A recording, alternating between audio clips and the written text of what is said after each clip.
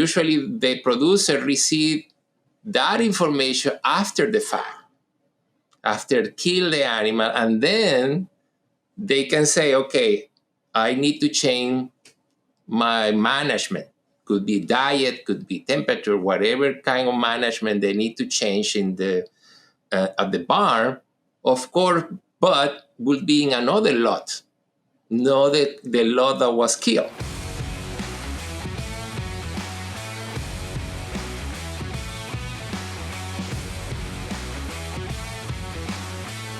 Welcome, everybody, to the Swine Canada podcast. I am Dan Columbus, and I'll be your host for today's episode. And it is my pleasure to welcome Dr. Argenis Rodas, who is an associate professor at the University of Manitoba, to the show. So welcome. Thank you so much, Danielle, for the invitation to participate in this podcast. Yeah, no, great to have you on. Before we get going on the topic today, though, I'll just ask you to give a little bit of introduction to yourself and your journey and career so far. Wow, my journeys have been long. I had been in the academia for 25 years. I will say my career started back in Venezuela as a professor in mixed science and technology. And then in Venezuela was focused my research in beef cattle, especially the Brahman influence and grass-fed production. Okay, evaluating different crossbred from the Carcass perspective, and meat quality and shelf life, and also we evaluate the water buffalo. And then I moved to U.S. In U.S., I was working in a study related with Australian shelf life, beef shelf life, also related with evaluating the beta agonists, the cipaterol, evaluating different procedures to improve the tenderness of the beef, which receive those promogans. And also I was involved from the safety perspective in different research in Mexico to evaluate the food safety standards over there.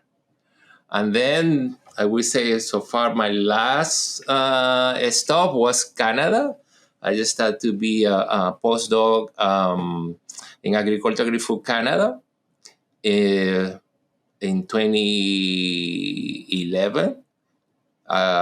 In that postdoc experience, I started working with bison shelf life, and since then I developed a program, okay, which I continue. I started in Agriculture Agri-Food Canada and continue at the University of Manitoba. I would say I was working in the bison shelf life for 10 years, and then I switched to the swine production. I had been the last 3-4 years working with projects related with the swine production size. Great. Now, obviously, it's good that you're working with swine because that's what our focus on is going to be on today. So we'll get started talking about some of the work that you currently have ongoing using imaging technology for carcass traits. So maybe let's start with a little bit of background on that and the rationale for what you're doing. Okay, so the idea come up because I will say one of my colleagues in the agriculture in the faculty, he started taking pictures of the pigs. That was the Dr. Charles Grant. Even though he's in the agro business, but he loved the computer programming.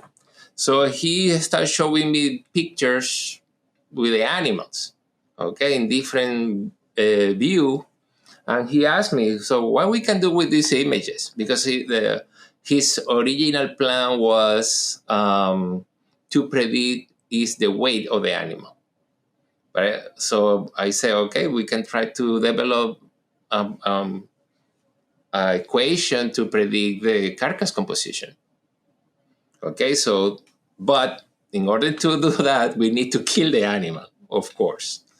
So it was a very small trial. It's just a proof of concept, practically. So we took the images just with 2D cameras or common camera Canon, taking the pictures. We killed those pigs, very young pig. We evaluated the carcass trait, especially related with the loin deep and the back fat deep. We found some correlations in that result. Especially we found to predict the loin deep and the back fat deep 85%, the R square. So I said, okay, it's something that we can deal here. And then I said, I developed this project using multi-spectral camera. Okay, especially those are the infrared side. Thankfully, 2 companies joined this adventure. That was Alpha Phenomic, Inframetric, and also the project, thankfully, was funded by Alberta Innovates and Radar.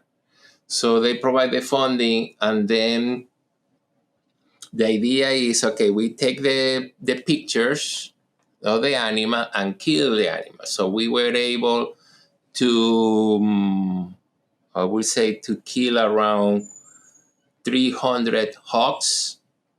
Okay, so those animals, we take the picture 3 days before, kill the animal, and we do all the butchering process, the fabrication process of the carcass, and determine the fat lean.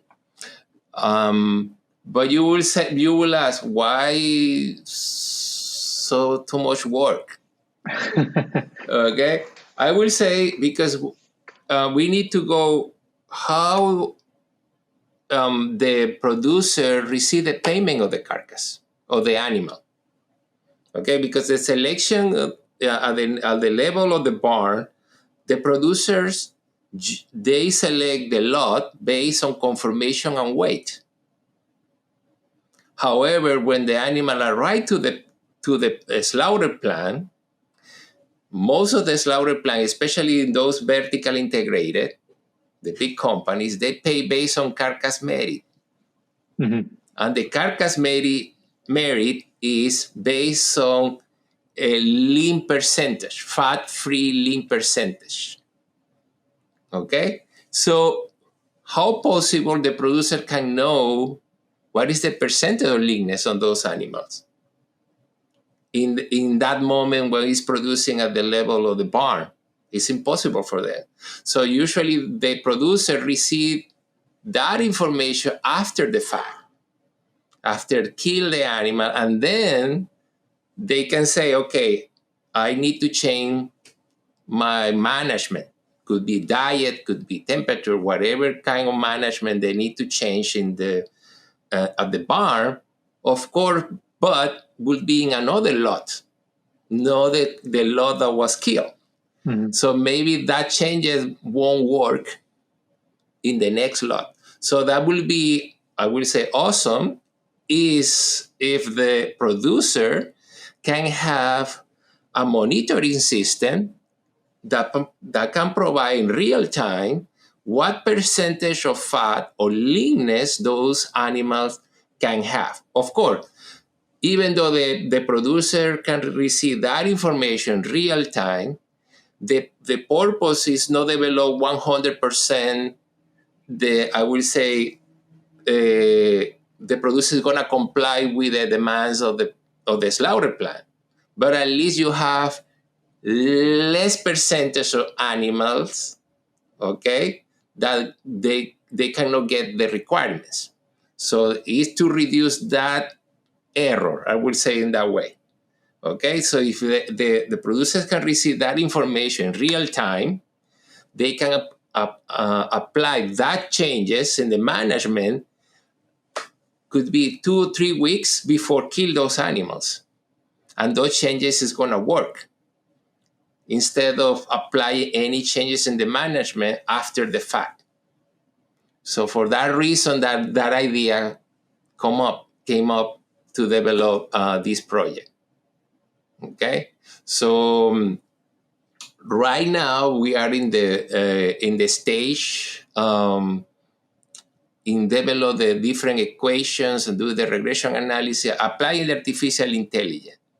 Okay, and we have I will say I have a team that is doing that part. I would say my work is more focused on the mid-size part, carcass evaluation, composition, but I have a team that is focused on those deep learning, machine learning section. They are developing those regressions analysis. Yeah.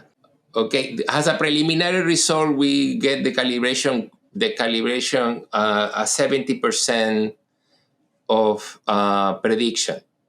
So now we are doing a different technique, segmentation, augmentation technique, in order to increase the R square and also related with the validation with the images. Are you validating this over like the entire grow finish period? Is it more at the end, or like what life stage are you looking to validate it? Okay, so the animals, the weight of the animal that we are trying to develop the prediction is between 100 and 120. Okay. Okay, because usually the final weight average is right now 110, 150, the commercial weight. So we start monitoring between 90 kilograms, 100 kilograms. So we have animal in that range. Okay, so that to have that, I will say, different percentage of leanness. And it's amazing when you see the image that animal they have 67% of leanness against an animal they have 47% of leanness, you see the difference. Because I would say the curiosity here, also when we start applying the image analysis, is because we start applying the principle for live animal evaluation. So those principles, you focus your view in the different fat pocket, at the level of the shoulder, at the level of the flank, at the level of the base of the tail. So those last fat pocket. So they say, okay, if I can do it visually, why can't I do it by using the image analysis? So that is, I would say that was part of the curiosity in developing this analysis, using the image analysis. Well, obviously, too, if you could do it with a camera, that's a lot easier than having to go in with, say, an ultrasound or something like that and doing individual animals and trying to determine where they are, right? So obviously can be hugely beneficial. Yeah, for sure. And I will say it's going to reduce the time consuming, okay, for the producer in order to develop that lot and weigh the animal. Just take the picture, you have the information of the animal in the composition. You don't need to move those animals to determine using manually a ultrasound. So you reduce the labor time or the labor cost. Yeah. So that is an important thing. No, I think it's very good. Anytime we don't have to touch or move the edibles, that's obviously good. And I'm also, my head is already spinning on the applications with precision feeding and how we can operate these two. So I'm very interested to see the results when you start getting your results. So we'll have to have you back on once you can come and tell us what you found. Yeah, so, no, I am very excited with this. Of course, it's no easy process. No.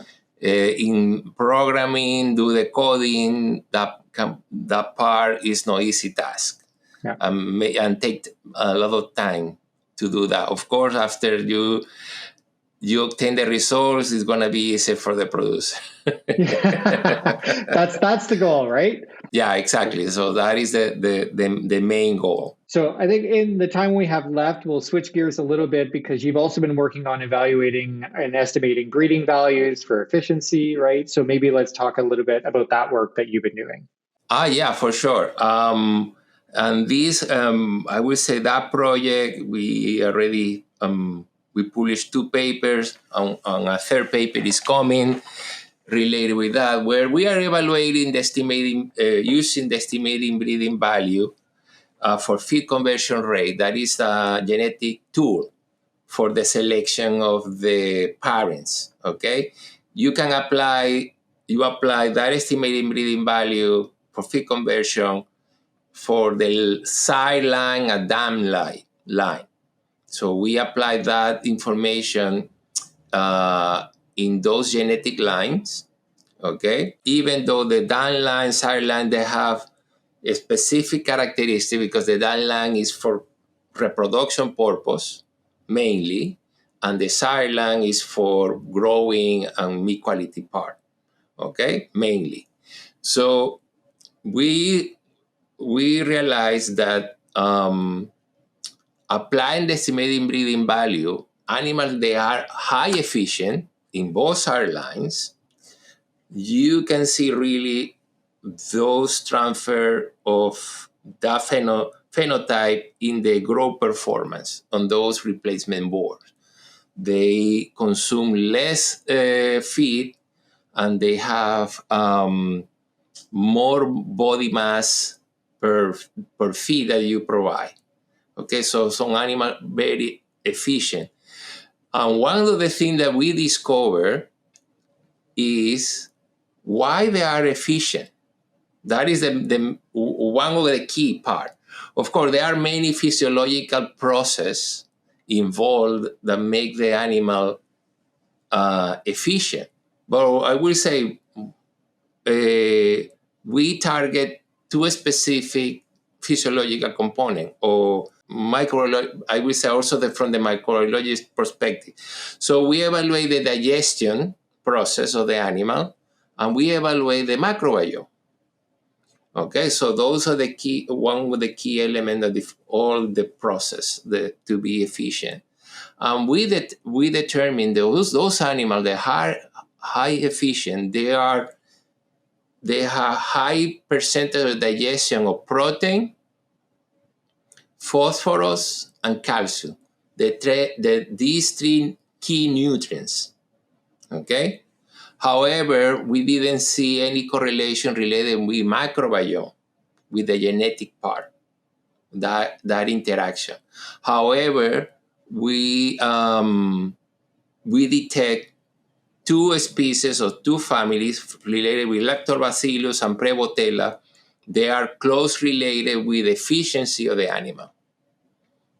So those two, we'll say two species that are related that make the animal efficient.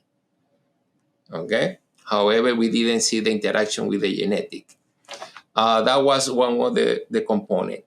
The other discovery is because all the time, or there is a controversial in some of the paper where they say, or also in the public perspective, they say when the industry is going to be more efficient or going beyond the biological capability of the animal, even though we can produce more meat, we can lose quality.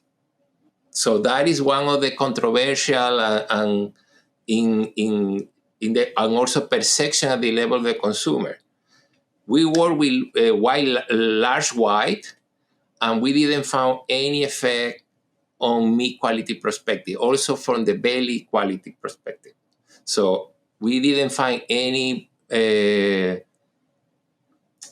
deterioration of the quality of the belly and the pork loin. So even though we are picking or selecting animals, they are high efficient in the growth performance, on the growth characteristic, they are not affecting the loin quality and belly quality. In large white, there are other papers related with Duro, other breeds. They indicate certain pale self-exudated cases or to lower pH, but in large white, in this population we evaluate, we didn't find any problem. And also one of the characteristics we found is those animals, high efficient animals, they are leaner animals. They have low percentage of fat. and high percentage of leanness. So that is an inverse correlation. So that was one discovery. And the other thing is, because we apply technology, the near infrared. So usually in my research, I have been applying technologies. Near infrared, hyperspectral, to segregate meat based on color stability. Always I apply technologies. In this project related with swine production, we were able to use the near infrared to predict the digestibility in the fecal material. Okay, so we determined the digestibility, and that information is using right now by the genetic company that is included in the equation to estimate, in the equation for estimation breeding value in the selection process. And also but that is I would say private report where we were able to use dry, because usually you find in the papers dry sample, fecal sample, to determine nutrient content or digestibility, correct? But in this case, we start using fresh. So there are some limitations related with the moisture, so we need to do the adjustment in the moisture content for the prediction, but work. So that information used by the genetic company in order to make a more accurate estimating breeding value for the replacement boars. Sorry, as a nutritionist, I'm obviously interested in the digestibility thing. So is that dependent on the feed or the ingredients, or this is like you're able to do this regardless of the composition of the diet? Okay, because the company provide just one type of we say the diet. We didn't apply different diets. Yeah. No, just one diet, and that is the standard for that company. Yeah. The prediction was based on that diet. Yeah. But I cannot say if we apply in other kind of diet, it's going to be the same prediction. I don't know. Maybe not. If it does, my students would love you, because they spend a lot of time in the labs doing wet chemistry to determine digestibility. So that would be a very interesting result. Okay. No. This again. I will say I can have the idea, but really, because I have a team behind me, it's possible to do all these things. Yeah. So I have my colleagues, Dr. Jen Bojan, Martin Najotti, Dr. Martin Najotti. The nutrition part there, they gave me the support for that section. I have some collaborator, the computer engineer or biosystem engineer. They gave me the support in the near infrared. So just I would say at this stage, it looks like just like an administrator, something like that. But it's part of the function as a researcher. Yeah. To be the capability to join all those efforts in just one target. Yeah, obviously, and then for the benefit of the producer, right? Like it's great to have that type of work done. Exactly. Yeah. So okay, well, we're getting close to the end of the time, so I'll just ask, one or two take-home messages for our listeners based on the episode today. I would say that the take-home message in general, I would say the researchers really, even though in these, I would say, few years we use the expression sustainability, I will say the researchers have been working on sustainability for many years in do the animals more efficient. Even though sometimes the consumers, they say efficiency means produce more. Yeah, but we produce more with less input. So they don't see sometimes that you have to put less input, less we say material to produce that high amount of product at the end. So the researchers that advocate for many years to be efficient in the sustainable of the production side of the production in the agriculture, and also I would say the common public producers are focused also to get to treat well and produce in sustainable way the animals. I know there is a misperception in the common public, but every part of the agriculture chain, we are doing our best. Our goals are the same. It's just how we measure it, right? Yeah.